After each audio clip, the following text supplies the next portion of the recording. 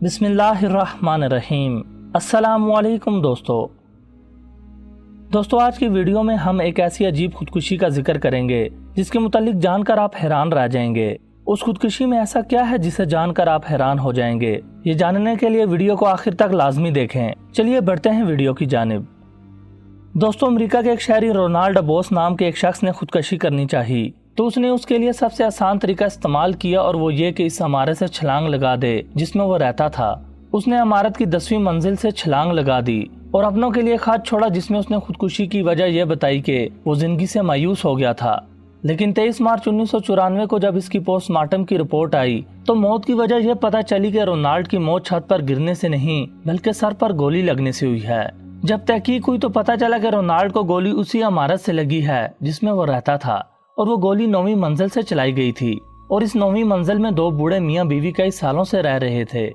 हमसायों से मालूम हुआ कि दोनों मियाँ बीवी आपस में हर वक्त लड़ते झगड़ते थे और अजीब बात यह थी कि जब रोनाल्ड ने छत पर से अपने आप को फेंका एन उसी वक्त बूढ़ा शोर पिस्तौल थामे अपनी बीवी को जान से मारने की धमकी दे रहा था। शदीद गुस्से की हालत में शोर ने गैर इरादी तौर पर अपनी बीवी पर गोली चलाई, लेकिन चूंकि बीवी निशाने से दूर थी इसलिए गोली एन उस वक्त खिड़की से निकली जब रोनाल्ड ने खुदकुशी के लिए छलांग लगाई, जिससे वो गोली उसके सर में लगी जिसकी वजह से उसकी मौत वाक़या हो गई।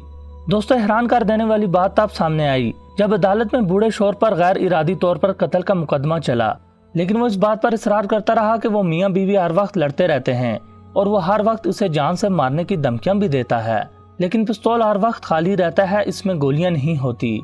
मजीद तहकीकात करने पर एक अजीब बात यह मालूम हुई कि बूढ़े जोड़े के रिश्तेदारों में से किसी ने एक हफ्ता कबल उन मियाँ बीवी के बेटे को पिस्तौल में गोलियां डालते देखा था। वजह उसकी यह थी कि माँ ने बेटे को माली इमदाद देने से मना कर दिया था, तो बेटे को बूढ़े माँ बाप से जान छुड़ाने की सूझी।